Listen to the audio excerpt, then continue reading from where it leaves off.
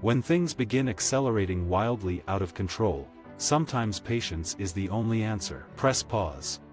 Since the 1960s, mainstream media has searched out and co-opted the most authentic things it could find in youth culture, whether that was psychedelic culture, anti-war culture, blue jeans culture, eventually heavy metal culture, rap culture, electronica. They'll look for it and then market it back to kids at the mall. Children are being adultified because our economy is depending on them to make purchasing decisions, so they're essentially the victims of a marketing and capitalist machine gone awry. In the industrial age and in analog clocks, a minute is some portion of an hour, which is some portion of a day. You know, in the digital age, a minute is just a number. It's just 3:23. It's almost this absolute duration that doesn't have a connection to where the sun is or where our day is. I don't think tablets are where we should be focused, but I do think they could end up being an efficient way of delivering textbooks. They're just not really that, yet. There's all sorts of poisons and mind minerals and carnage that goes on to make a tablet, way more than to print a book, or a bunch of books. Part of an icon's power comes from its indivisibility. The swoosh cannot be further deconstructed into its component parts. Just as golden arches mean McDonald's, and the little red tab means Levi's, the swoosh is Nike. The product is its icon, inseparably and without exception. To buy a pair of Nike shoes is to buy the Nike swoosh. Brains are tricky and adaptable organs. For all the neuroplasticity, allowing our brains to reconfigure themselves to the biases of our computers, we are just as neuroplastic in our ability to eventually recover and adapt. We all know the feeling of surrendering to the embedded biases of our devices. We let our cell phones ping us every time there's an incoming message and check our email even when we'd best pay attention to what's going on around us in the real world. We text while driving. When Steve Jobs toured Xerox PARC and saw computers running the first operating system that used Windows and a mouse, he assumed he was looking at a new way to work a personal computer. He brought the concept back to Cupertino and created the Mac. Then Bill Gates followed suit, and the rest is history. Most simply, present shock is the human response to living in a world that's always on real-time and simultaneous. You know, in some ways it's the impact of living in a digital environment, and in other ways it's just really what happens when you stop leaning so forward to the millennium and you finally arrive there. As Apple continues to release new styles of netbooks, laptops, and even desktops with untold movie-watching and game-playing capabilities, I wouldn't be surprised to see the iPhone operating system running on them, and the Macintosh eventually becoming a thing of the past. Digital technology is both arousing and distancing. We don't look at the users on the other side as people. They aren't, they're just usernames, Facebook photos, and Twitter handles. The early cyberpunk idea was that networked computers would let us do our work at home, as freelancers, and then transact directly with peers over networks. Digital technology would create tremendous slack, allow us to apply its asynchronous, decentralized qualities to our own work and lives. The true end users of Facebook are the marketers who want to reach and influence us. They are Facebook's paying customers, we are the product, and we are its workers. The countless hours that we, and the young, particularly, spend on our profiles are the unpaid labor on which Facebook justifies its stock valuation.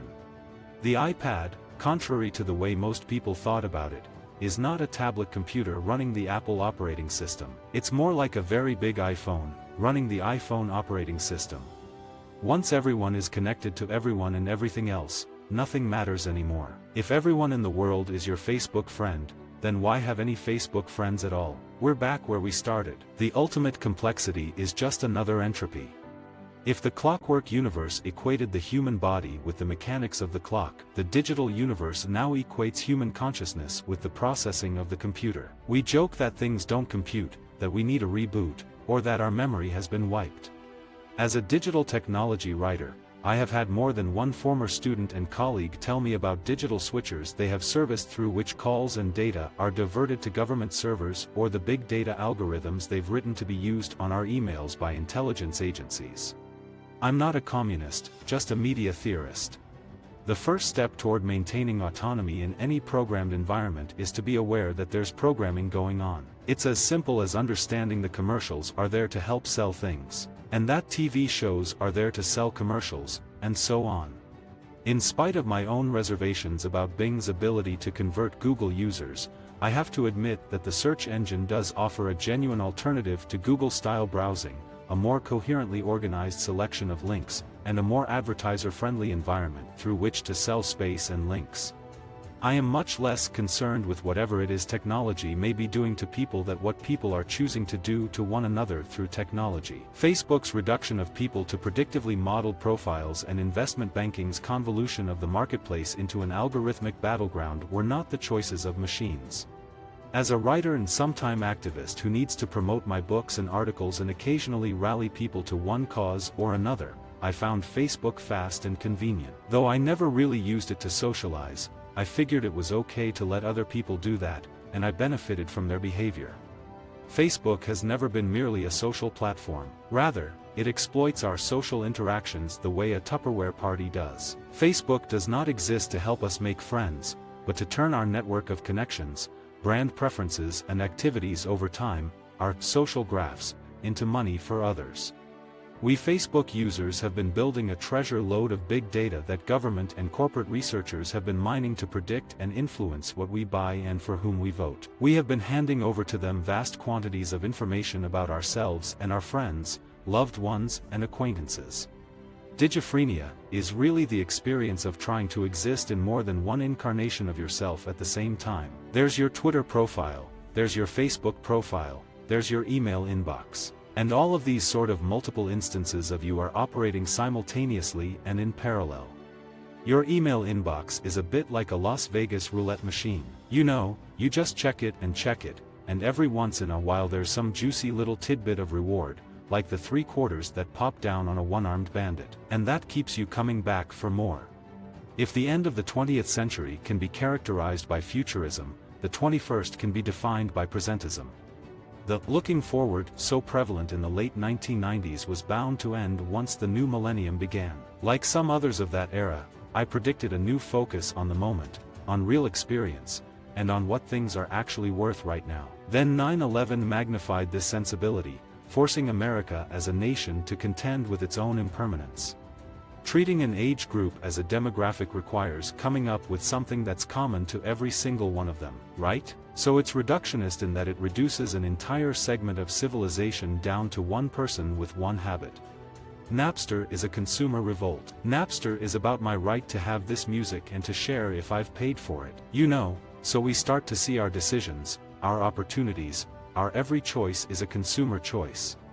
Marketers spend millions developing strategies to identify children's predilections and then capitalize on their vulnerabilities. Young people are fooled for a while, but then develop defense mechanisms, such as media-savvy attitudes or ironic dispositions. Then marketers research these defenses, develop new countermeasures, and on it goes.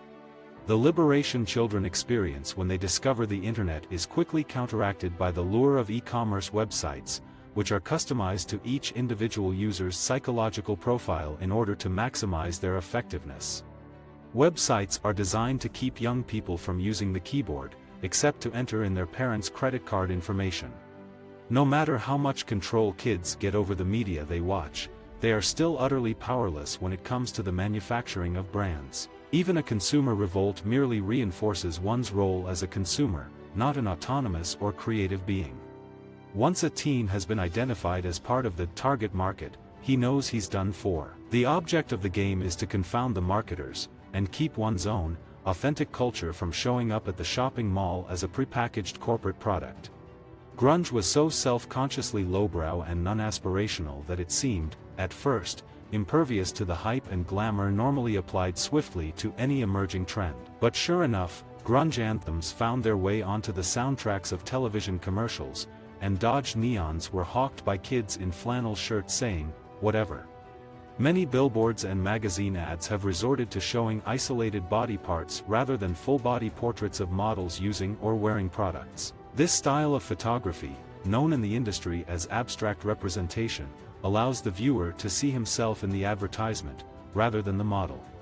Fantasy sports went a long way toward developing the sabermetrics formulas used not only by odds makers but general managers in hiring players. So the amateur fantasists ended up creating some of the algorithms that Oakland GM Billy Beane statisticians used to win games with less salary money available for star players.